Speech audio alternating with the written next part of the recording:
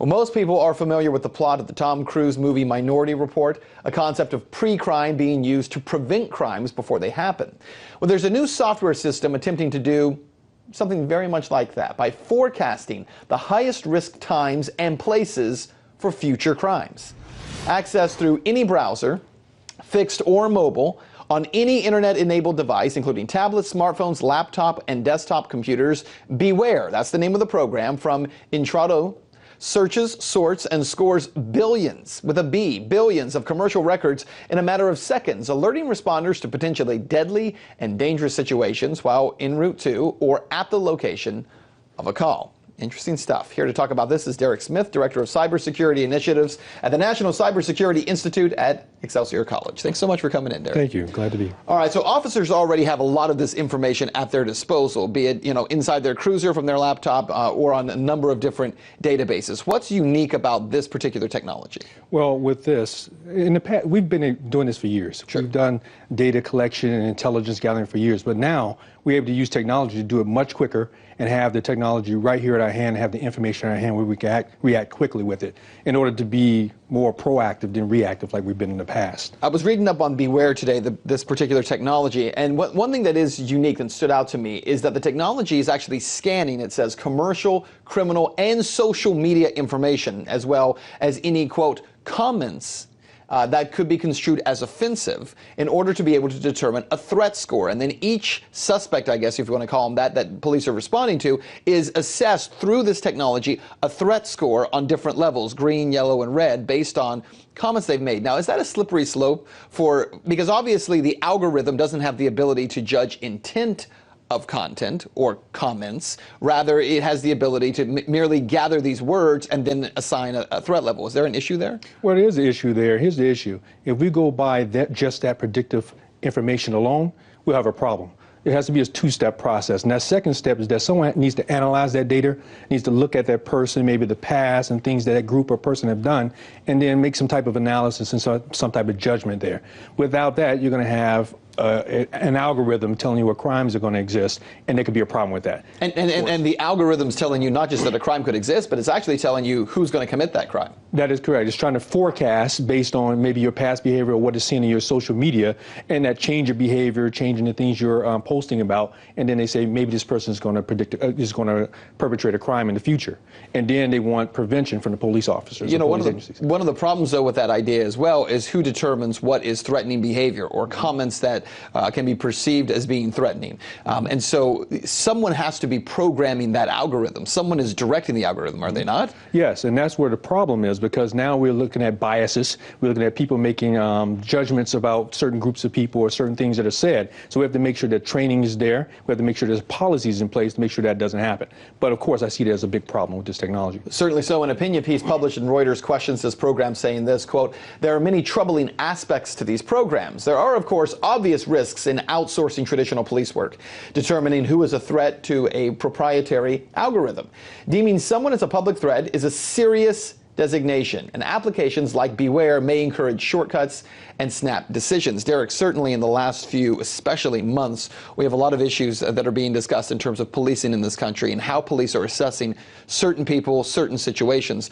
One of the big stories in the country right now is this young man, John Crawford, who had the BB gun inside of a Walmart and was shot to death inside that Walmart. Officers responded based on information given to them by a 911 caller who said there may be someone walking around with a weapon. And it was based on just that little bit of information that they made a very, very poor decision. Do you foresee lawsuits in the future over this kind of technology, of people saying, you're allowing basically a computer to tell you that this person is a criminal? Yes, I do see lawsuits in this way. Basically, it's another form of profiling in a way, because we're looking at the data alone. We're looking at, basically, it's the information that goes in, garbage out, as we say. So if you're putting in past crime statistics and you're looking at what people are saying, those people tend to be the same people that may be perpetrating crimes in the future. But if we judge by that and try to predict on that, we can have problems. And then that leads to lawsuit, that leads to civil rights problems and things like that. So we have to be cognizant of that. There's already distrust of the government and police agencies. we have to be very, very upfront about what we're doing here and make sure that we address these issues up front. Yeah, I mentioned in the kind of the lead into this, the issue of pre-crime, the idea for a minority report, and a lot of people have talked about that recently. Is there some positives to this technology? Maybe not going as far as searching through someone's social media comments and looking for keywords, but is there something positive in terms of some of this technology that's out there right now that gives officers, you know, at the moment, a kind of a variety of information coming in at one time to be processed properly? Yes. Well, there's two things I see. First of all, we look at problems that could occur, but we also look at victimization. Maybe if I'm looking at your Facebook page or some of your social media, I can identify the type of person or problems that you're having that might be something that I can intervene with, or the police agency can intervene and stop the problem from happening before it occurs. Bullying, picked on at school, things like that. So that's a positive thing that can come from that. Also, we look at being able to put police sources in the right place at the right time. Would you rather the decision be made based on bias, based on police profiling, or based on true analytical and quantitative data? So you think about that, it could be a positive thing. Absolutely. Derek A. Smith, Director of Cybersecurity Initiatives at Excelsior College. Thank you very much. Thank you. And more than 76 million customers of JP Morgan Chase have been affected by the latest cyber attack on the banking giant. More than a month following JP Morgan bringing this hack to light, still very little is known about who perpetrated the attack. What we do know is that the hackers' computers could be traced to hacking attempts of at least 13 other financial institutions. JP Morgan said the attackers obtained names, phone numbers, and some email addresses, but did not penetrate enough to get account information or social security numbers, and that there were no evidence of any illicit movement of money across affected households. Now, the Obama administration appears to have begun receiving periodic briefings on the JP Morgan Chase attacks, along with several other financial firms this summer, as a part of a new effort to ramp up security communications between the institutions and national security agencies.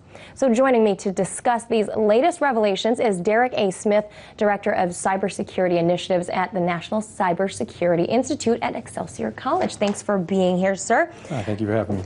Now, 76 million customers at JP Morgan Chase were affected by the cyber hacking. I'm actually one of them myself. Apparently just names, addresses, phone numbers, other contact information of the customers were taken. What do you think was the motive for this sort of attack? Well, it's going to be hard to say what the motive actually is, but since it is contact information, one of the things I think they will probably try to do with it is start contacting people like you who are affected by it and use it for phishing type attempts.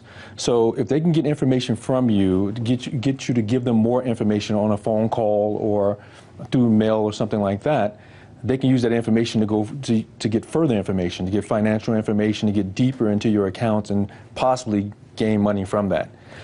Like, could they possibly contact me, let's say, and call and say that they're from JP Morgan Chase because they know this information about me and use it that way? Absolutely. That's one of the biggest tricks that they'll try to do. They'll call you up and they'll try to get you to give them bank account information or go on to verify some type of information. And with that, now they have the key to your kingdom. They can actually go in and access your information. So if they do call or do something like that, the bank will never ask you for that type of information. So you should say thank you very much, and you should hang up and probably call your bank. Follow with your bank. And now some have said that the aim of this JP Morgan breach was targeting Wall Street itself, stating that the point being to hit the high net worth private clients so they can contact them directly. Has this breach changed the focus, perhaps, of the U.S. fight against cybersecurity? I don't think it's changed the focus. I think that's been our focus for a while. I mean, we've seen these type of breaches for years now. They keep getting larger and larger. We see Target, we see Home Depot, those type of things. As you said, there's been 13 financial institutions that's been breached or probed. So I think we're always going to be vigilant, and although there are, well, one of the big things is phishing is that they want to try to contact those high-level folks, but they've been doing that for many, many years. Once again, just be vigilant, don't take those phone calls, and then keep doing what you're doing. Do you feel that the Obama administration's heightened awareness, if you will, of this particular breach is it politically motivated? Seeing as as now they seem to be a little more aware because it's attacking the banking industry? I don't think it's politically motivated. I think that it's a big concern when our financial institutions or any institution is attacked or you start to probe in that way. There's increased heightened alertness of this only because, I think, in my opinion, only because it's happening so often and it's getting larger and larger and larger. But remember, they got contact information, which a bank or financial institution would not protect as strongly as, say, your account information. Right. So it's something to be concerned with, but not as concerned as if they had your Social Security numbers and things like that.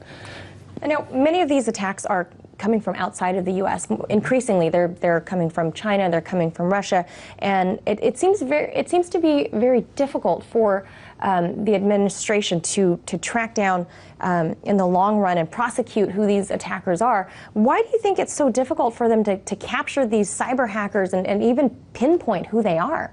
Well, for one thing, cyber hackers, when you do something at this magnitude, you have sophisticated people who are doing these types of things. So they're going to use means and modes that are hard to track. I spent 18 years as a federal agent, and it's hard to track these folks down because they will maybe even use your computer, maybe use other people's computer. We have something that they call a zombie. They'll take your computer over and use that to perpetrate the hack. So with that being said, FBI may show up at your door and not the real person's door that's perpetrating the attack. So it's very, very difficult because of the many different techniques they have in order to hide their steps. And they're very good at hiding their steps. They've been practicing this type of thing, and they're trained to do it.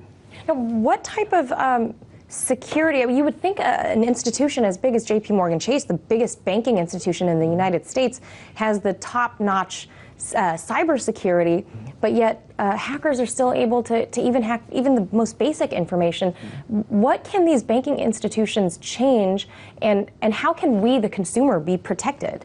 All right. Well, first, it's very, very difficult because of this. We have folks who are continuously attacking our systems, continuously learning more, and we're very, I'll say, reactive versus proactive. So companies have to start spending time to be more proactive in order to try to thwart these type of attacks. We have to stay on the cutting edge of technology. These folks spend all their time doing nothing but figuring out how to attack us. We have to spend all our time defending against it and trying to attack a lot more. Got it. All right. That was Derek A. Smith, Director of Cybersecurity Initiatives at the National Cybersecurity Institute at Excelsior College. It's a growing trend. The things that are meant to make us more secure have now become the very things that can threaten our security. These little things. Wi-Fi connected security cameras, most commonly used by parents, as nanny cams have turned into baby creepers and tools for voyeurism. Recently, a nanny in Houston, Texas, was spooked by a man who hacked into the nanny cam and whispered to her as she was changing the baby. She acted promptly and unplugged the equipment and notified the parents. Before that, another case out of Texas. This time, the hacker turned his vitriol to the parents, who rushed into the baby's room after hearing strange voices. The startled parents saw the camera moving around on its own as it met eye to eye with the parents. The voice then called the man foul names and even called his wife the B word.